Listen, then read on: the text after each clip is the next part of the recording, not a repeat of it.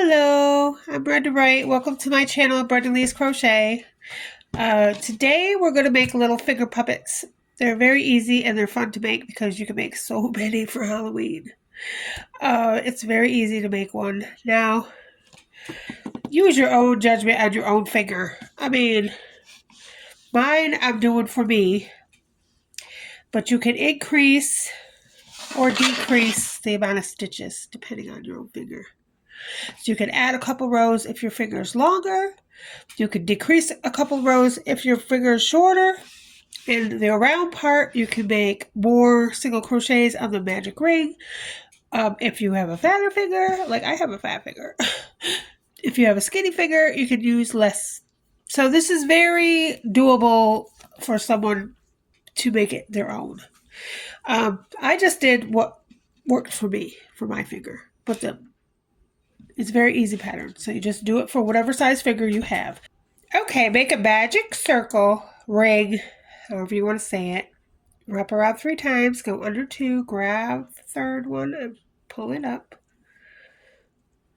Chain 1, take it off your finger, and now you have a circle.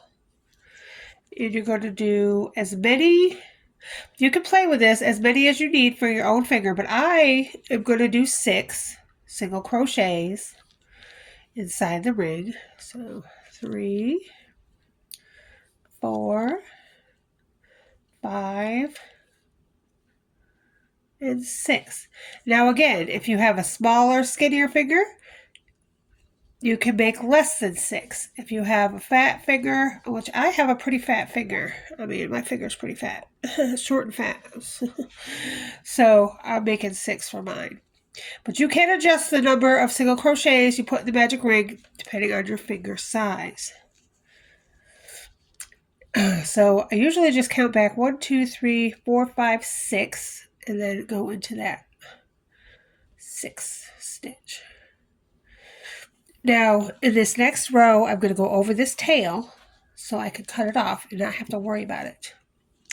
So in the next round, we're going to put 2 single crochets in each single crochet.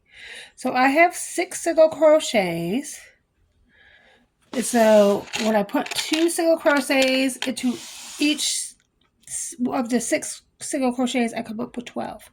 Now I'm going to put a marker, stitch marker, in the first one that I do because it's hard to keep track if you're going around and around in circles where you start and end. But if you put that stitch marker there, then you'll always know where you started and you won't have to worry about it. So 2 single crochets into each one of the 6 single crochets from the round before. Just put 2 in each one. And as I'm doing that, I'm going around the tail. So I have weaved in the tail on this round. So you can just cut that off and not have to worry about it.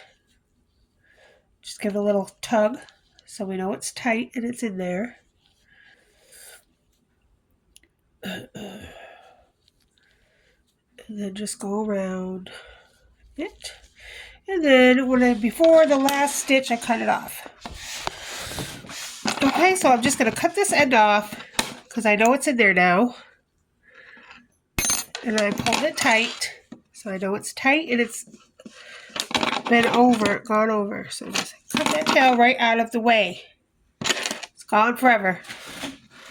All right, and then we're not going to have a seam. We're just going to go right into the stitch marker here after we do our last stitch. So we do our last stitch 12, which should be 12. On mine it's 12, whatever yours is.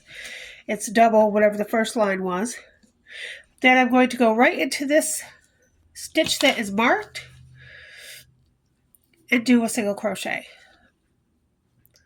I'm not slip stitching, chaining 1, or any of that. I'm just going right into that stitch that I marked and did a single crochet. And so now you're just going to single crochet around for as long as your finger is. Now, I have measured my finger and mine is 13 rows altogether. So there's 1, 2, so 13 minus 2, so 11 more rows. So 11 rows of 12 single crochets around. And that fits my finger perfect. So however many rounds fit your finger. is how many you're going to do. So I'll see you at the end of that.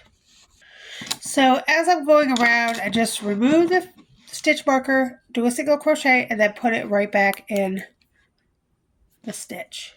And then do 12 more. And do that every time you go around so that you know where you're going to start in.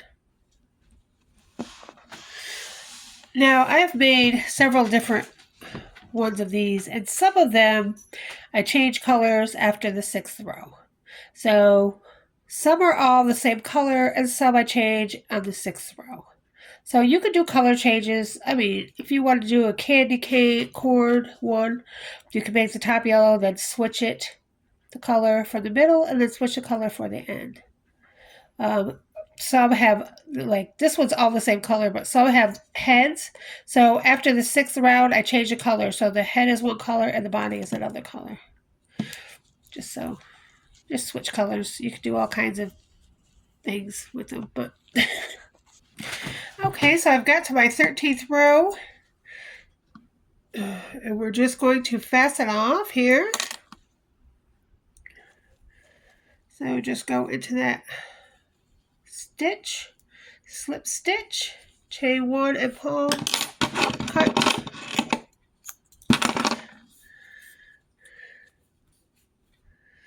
And weave in your end. You will have this end right here that you need to weave in. I've got a small needle and a large, thick yarn. So it's a little hard to get it in there, but I'll get it in there. Okay, there we go. All right, and so you're just gonna to yarn it. I just go in and out of the bottom stitches there a couple times one way, and then a couple times another way. You should do it 3 ways. 3 ways is the number to keep it in there, but anyway, you just go in and out a couple times,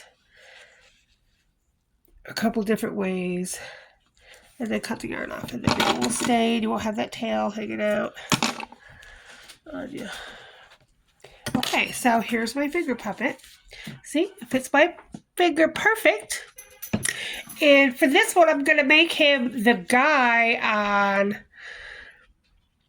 Who's the one-eyed guy? Oh, you know who he is. Anyway, I've got some glue here. I'm going to use my little glue stick. And we're just going to put some glue right here on there. And I got some googly eye. One big googly eye. I'm going to put the one big googly eye on there. Ta-da! And that's my finger puppet. Isn't he cute? The kids love this stuff. So you can make any kind of finger puppet you want. All different creatures. It's Halloween. Have fun with it. I mean, I think it's great. And I'm going to make a little short video about all the different puppets I make today. So have fun. Thanks for watching. Happy Halloween. See you next time. Bye-bye.